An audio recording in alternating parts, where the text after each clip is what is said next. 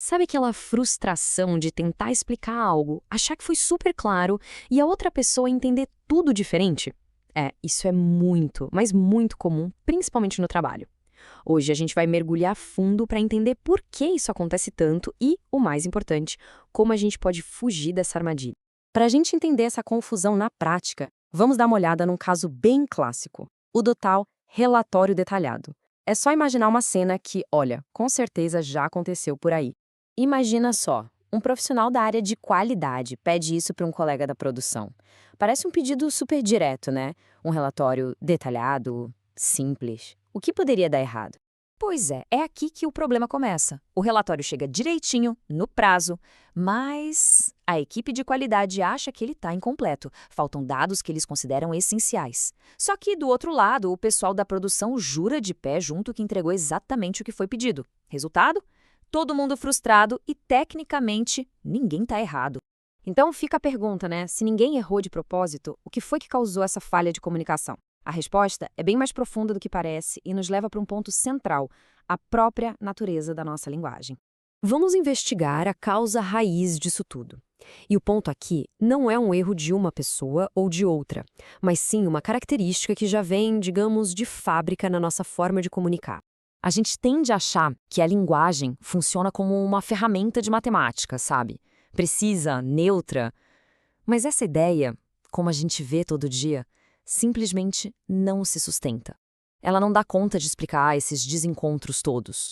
E essa situação aqui, olha, resume tudo de forma brilhante. O mal-entendido não é um bug na comunicação. Ele é, na verdade, uma feature. Faz parte do jogo. É parte de como a linguagem funciona. Porque quando a gente diz algo, sempre tem uma infinidade de coisas que a gente deixa de dizer. O nome técnico para esse fenômeno é polissemia.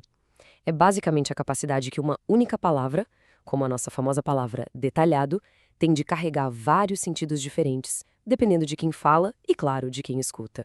E aí a gente volta para o nosso caso do relatório. O problema não foi um erro de gramática nem de atenção. Foi a tal da polissemia em ação. Para a equipe de qualidade, detalhado significava uma lista bem específica de dados. Já para a produção, significava outra coisa completamente diferente. A mesma palavra, mas com dois universos de significado. Certo. Então, se a linguagem tem essa característica, se ela é imperfeita por natureza, como é que a gente faz para ela funcionar a nosso favor? Principalmente no trabalho, né? Bom, vamos ver agora um modelo com 3 passos para construir uma comunicação que realmente funciona. De acordo com o pesquisador Isidoro Blickstein, o grande segredo não é só enviar a informação. A comunicação de verdade só acontece quando o sentido que a gente quer passar se aproxima ao máximo do sentido que a outra pessoa consegue captar. Blixten nos dá um caminho bem prático com 3 chaves, 3 passos fundamentais. Uma comunicação eficaz precisa, primeiro, produzir a resposta correta, segundo, tornar o sentido comum entre as pessoas e, terceiro, persuadir. Vamos olhar cada um deles de perto. O primeiro ponto é conseguir a ação que a gente precisa. No nosso exemplo, seria receber o relatório com os dados certinhos.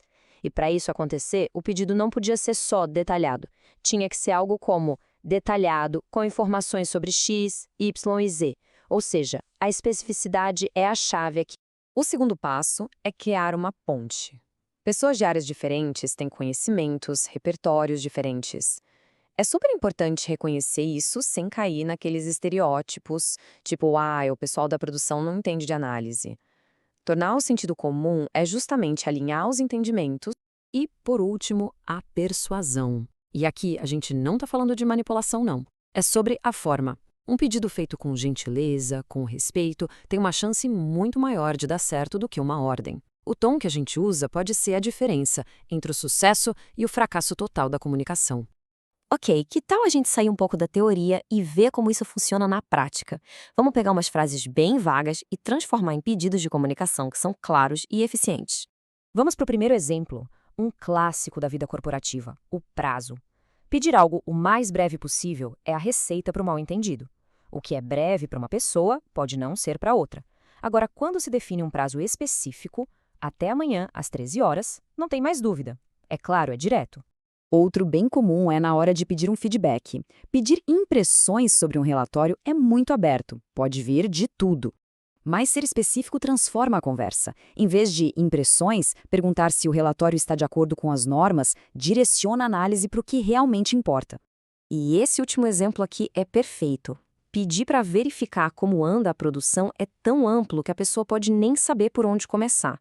Verificar o quê? Falar com quem? Agora, um pedido específico como: consulte a Joana da logística sobre esse problema, define a pessoa, o contexto e uma ação clara. É a diferença entre a confusão e a ação. Certo. Depois de tudo isso, qual é a grande lição que fica? O que a gente precisa levar para o nosso dia a dia para se comunicar melhor?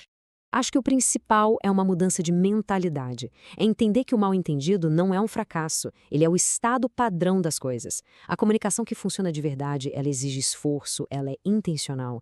É um processo ativo de ser específico, de pensar em quem vai receber a mensagem e, claro, de sempre manter o respeito.